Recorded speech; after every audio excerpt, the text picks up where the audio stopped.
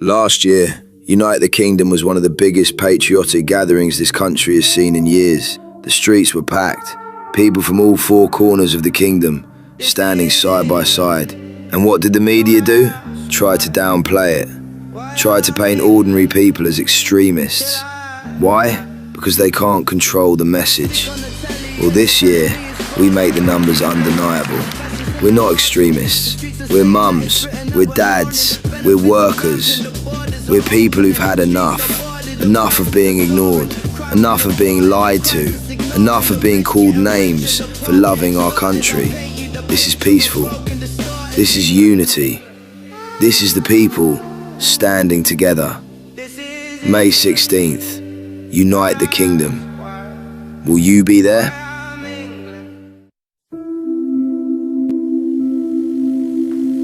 I'm an Englishman.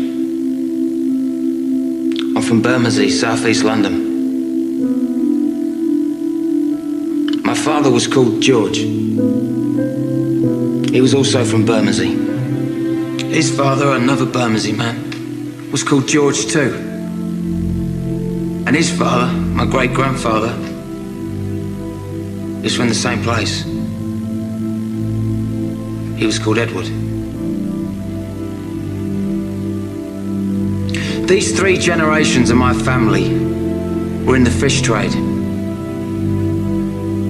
I'm the first member of my family not to work at the market in Billingsgate.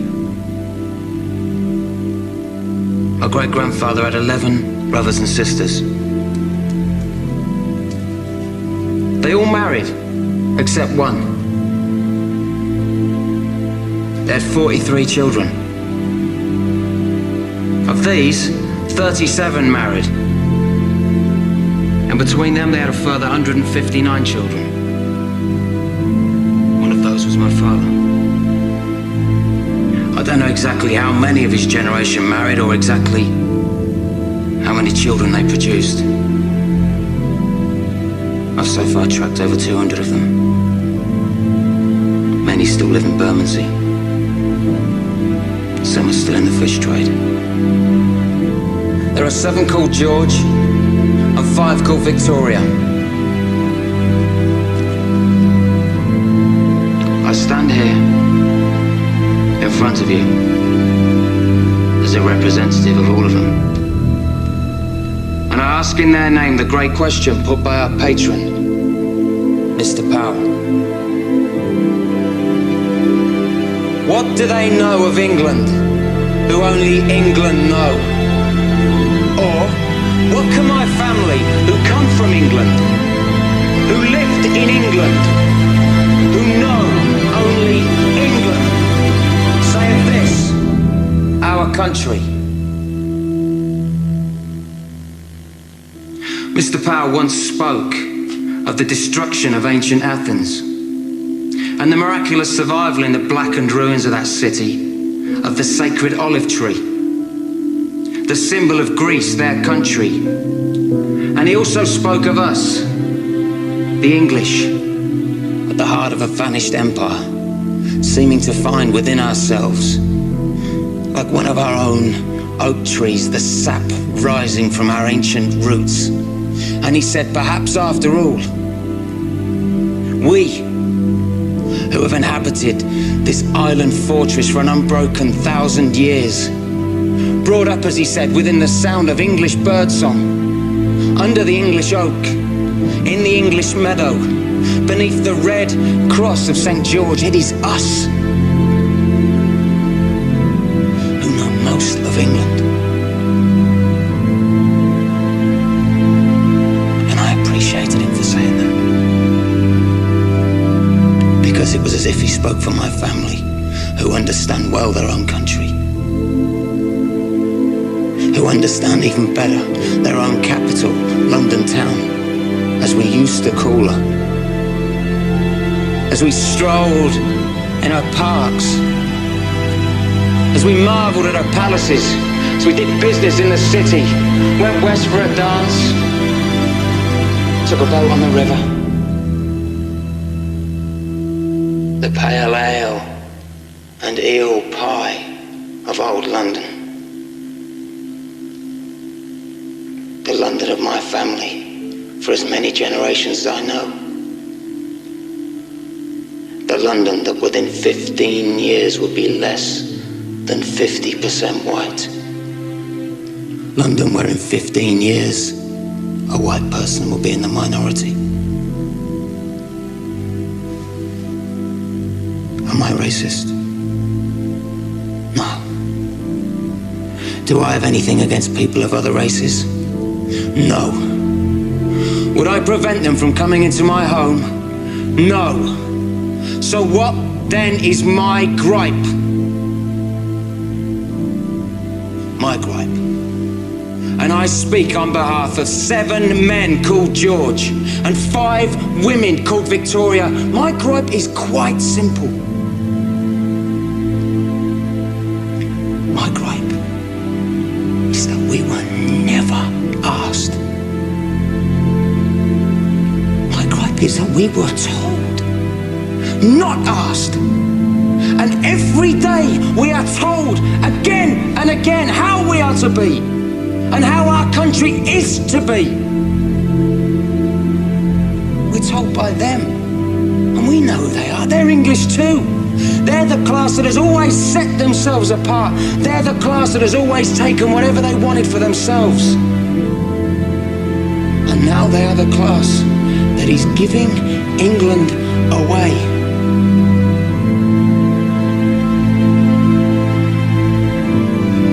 They have never asked us, and they never will. Do we allow them to sell our heritage? Or is it time for us to speak? To speak. To refuse them the right to give away our holy, our bountiful, our only England that has nurtured us naked, grown us as the oak. Is it time for us that England know to come yet again and defend our country with our fire, our fists?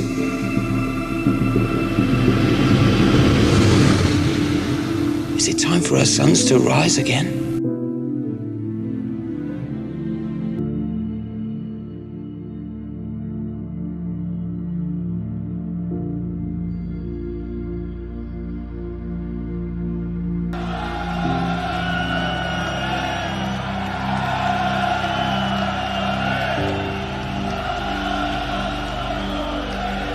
Look, my throat's gone already, okay? Look around you, feel your strength. You are part of a tidal wave of patriotism that is sweeping across this country. This is the biggest demonstration in Britain's history.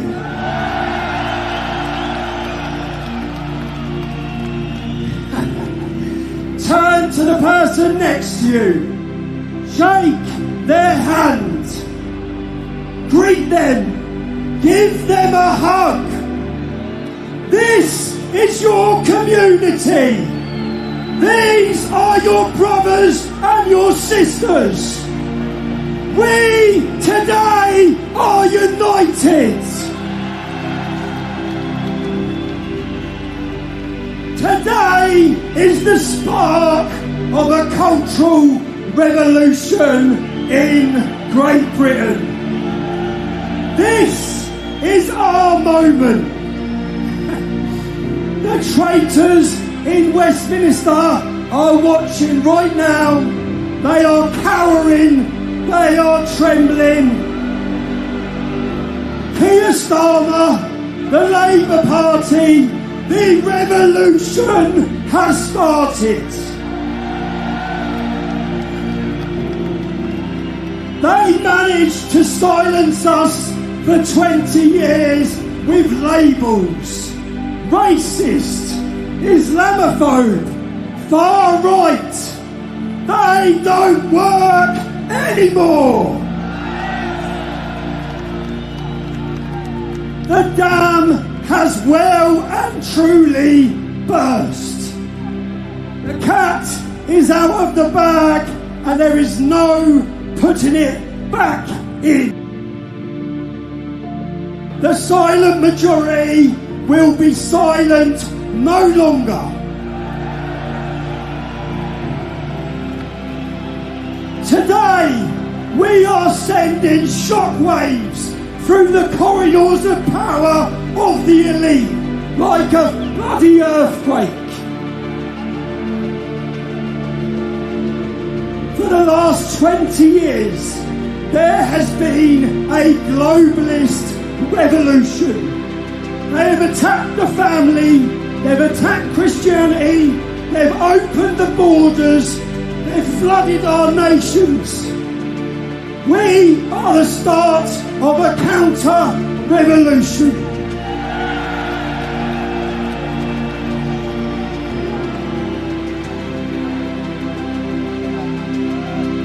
What a moment! Look at this! Look at this! Look!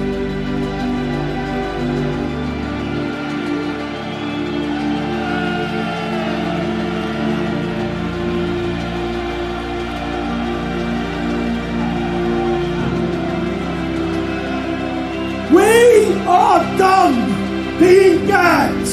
We are done watching our communities crumble at the hands of open border, mass, uncontrolled immigration. Our women, our daughters are scared to walk the streets. Their safety has been taken from them. And what do the elite do?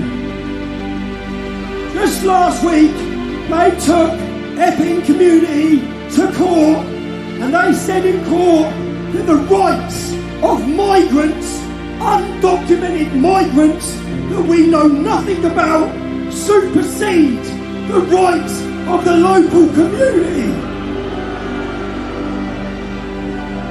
They told the world that Somalians, Afghanis, Pakistanis and all of them, their rights supersede yours, the British public, the people that built this nation, the people whose families have sacrificed for this nation.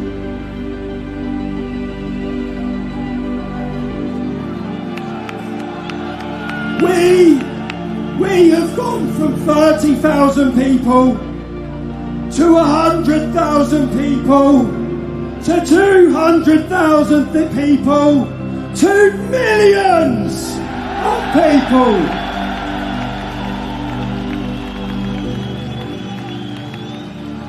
Flags are flying across our country. It's a beautiful sight. And as all of this happens, the government are attempting to do a U-turn. Politicians all of a sudden are finding courage and they're parroting the things that we have said for 15 years. They targeted us, they slandered us, they demonised us, they attacked us and they imprisoned us. But they can see the people power, they can see the shift.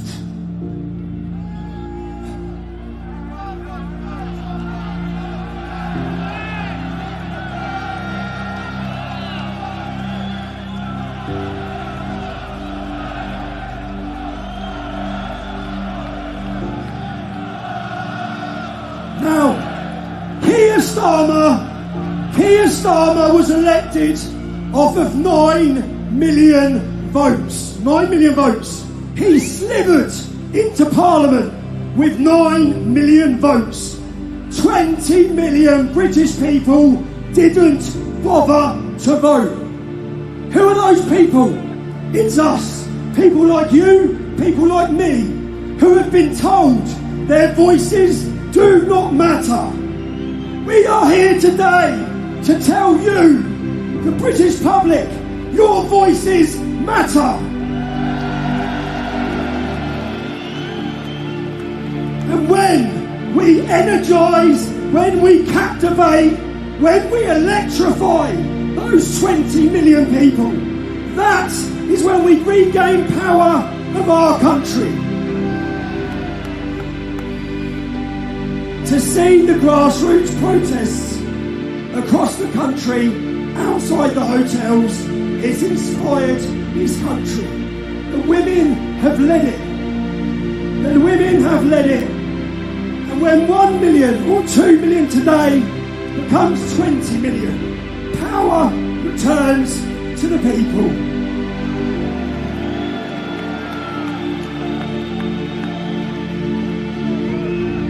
Now, who would have thought just 12 months ago we would have millions of flags across this country?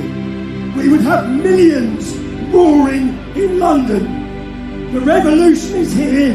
They can't stop it. Be vocal, stand tall, and be proud.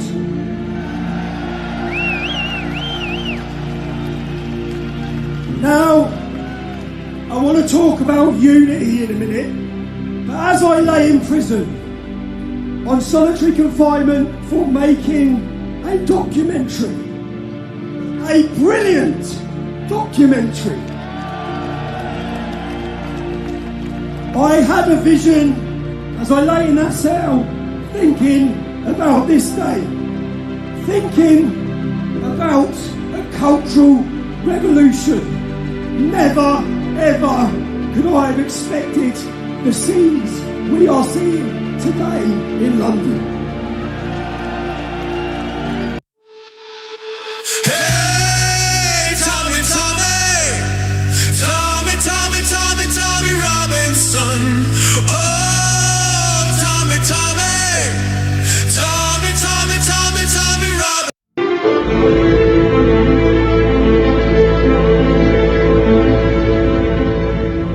Country, in 15 or 20 years' time, the black man will have the whip hand over the white man. Well, I can already hear the chorus of execration. How dare I say such a horrible thing? How dare I stir up trouble and inflame feelings by repeating such a conversation?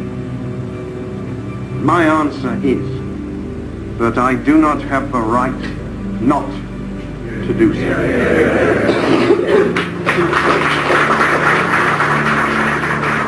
Those whom the gods wish to destroy, they first make mad.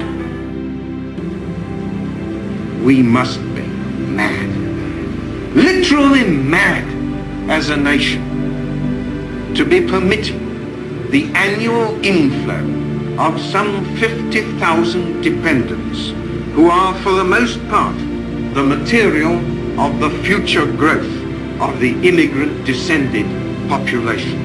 It is like watching a nation busily engaged in heaping up its own funeral pyre. Much of Powell's speech was not recorded.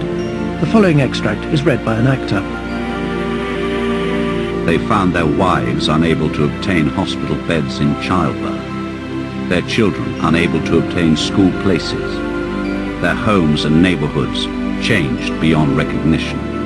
They began to hear, as time went by, more and more voices which told them that they were now the unwanted. It almost passes belief that at this moment, 20 to 30 additional immigrant children are arriving from overseas in Wolverhampton alone every week. And that means 15 or 20 additional families a decade or so hence.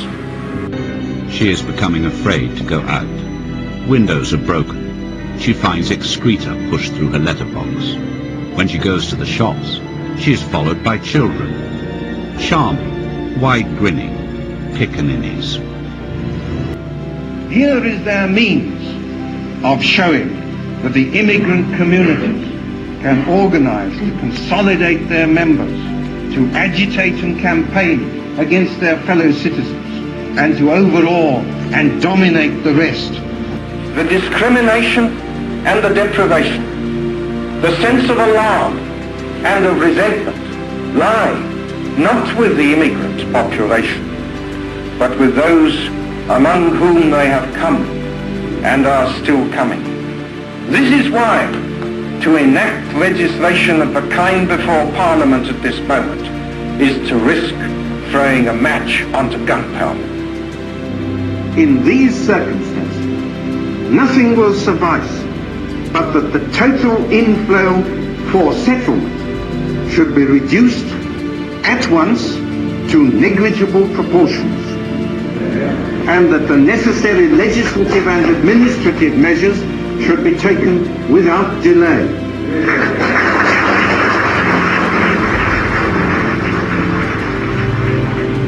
Powell ended his speech with a line from the Roman poet Virgil, which summed up his deep sense of anxiety. It is one of the most misquoted lines in British political history. As I look ahead, I am filled with foreboding. Like the Roman, I seem to see the river Tiber foaming with much blood. I am filled with foreboding. Like the Roman, I seem to see the river Tiber foaming with much blood. Inflames people to look at realities instead of just guessing. That will be a good thing. But I ask this question. If a member of Parliament, in his own constituency, in the place where he lives, sees certain to him real, growing and threatening dangers which are brought to his attention by his constituents of every race and class, is he to be silent? Is he to say nothing about it? Is he to suppress the facts? But isn't the sort of talk we've heard this afternoon liable to make relations between the races more tense? Oh, I don't think so, because the immigrant here, the immigrant settled here, as I know very well in my own constituency, is just as anxious as the British residents about the dangers of which I was talking. You describe the country as literally mad to allow thousands of dependents of immigrants into the country. But what can be done? You can't keep these people apart. Well, they chose voluntarily to come here. Now, under our laws, we gave them admission. And therefore, we in the Conservative Party think that indeed it is wrong, forcibly, to keep a family divided. But you can reunite it in two directions. And we have said as a party that we believe there should be generous aid and assistance for those who wish to return home to rejoin their families there. Are you, in this speech, talking for the Conservative Party? Indeed, I repeatedly pointed out that the three elements of policy round which my speech was built, the prevention of numbers increasing further by inflow, the encouragement of maximum re-emigration, and the genuine like treatment before the law of all in this country. Our official Conservative Party, Mr. Heath has stated them over and over and over again, and my speech was built round. You talked in your speech with apprehension of a future perhaps with the Tiber foaming with blood. I mean, are you really this concerned about the future of the different races now living in Britain? When I consider the way in which the lives of hundreds of people in this country have been literally wrecked by this event, I mean, they themselves don't regard it as the fault of the immigrant, but an event which the unamended law enabled to come upon them. When one reflects upon all that has happened, the utter change which has come over whole areas, the way of life of whole areas, then I think we can well be proud of the incredible restraint, self-control, patience of the English people. But numerically, this thing on present trends, unless something is done, numerically is in its infancy, as I pointed out. And the patience of the British people? Oh, there's limits to everything. That's what we need, man. That's what this nation has been built on. Proud men. proud fucking warriors. 2,000 years, this little tiny fucking island has been raped and pillaged by people who have come here and wanted a piece of it. 2 fucking world wars. Men have laid down their lives for this. For this, and for what? So we can stick our fucking flag in the ground and say, yeah, this is England, and this is England, and this is England. For what? For what now? Hey, what for? So we can just open the fucking floodgates and let them all come in and say, yeah, come on, come in. Get off your ship. Did you have a safe journey yet? Was it hard, was it? This is England. Don't ask why I'm England till I die.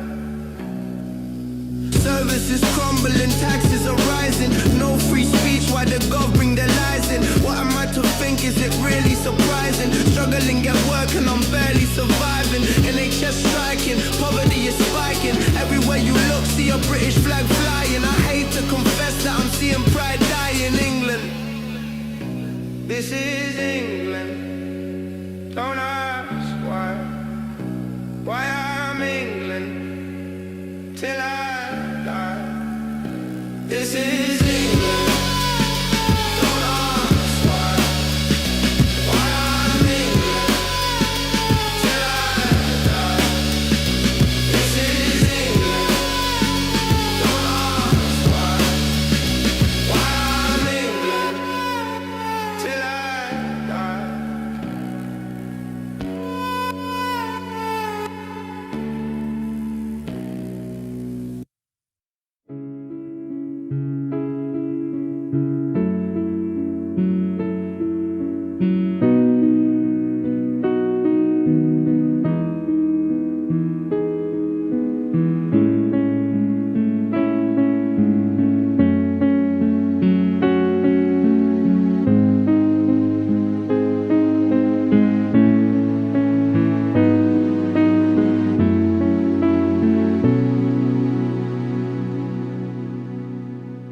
You stole our voice, but not our breath.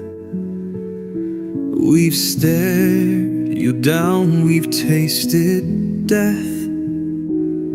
You sold our land, betrayed our name, called us thugs, then hid your shame. You pause and our children rewrite our past. You flood our streets, erase us fast.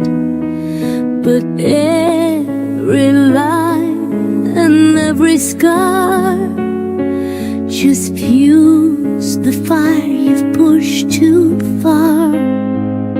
We won't back down, we won't give in. This is our home and we fight to win. You lie, you cheat, you rule through fear, but the clock is ticking, our time is near. We won't back down, we won't retreat. We stand as one and we won't be beat. So mark our words, make no mistake. You've poked the beast, now it's wide awake. You bend our words, then twist the law. Crush our rights with your iron claw. Your lapdog press just sneers and spins, but truth survives and freedom wins. You call us hateful, mere racist thugs, but we're the fire you failed to snuff. We are the children of those who bled, and we won't kneel, not now, not dead. We won't back down, we won't give in.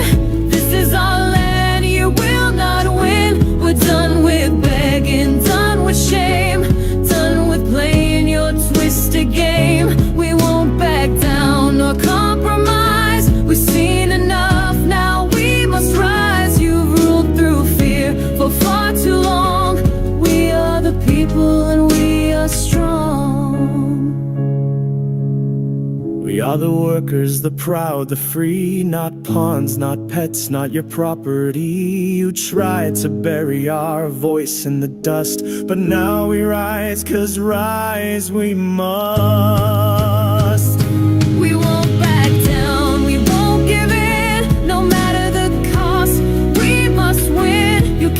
the weak. You came for the old, you preyed on the young with hearts so cold. We won't back down, we rise to the call. We watch as your empires crumble and fall. No second chance, no more delay. You pushed too far, now it's time to pay. Like knights of old, with sword in hand, we rise again to guard this land. You mocked our cross, you spat our creed, but heaven sees and you will bleed. The code still lives in blood and bone. We fight with faith, for we are not alone. Vengeance is his, but we're the hand that brings the judgment on this land.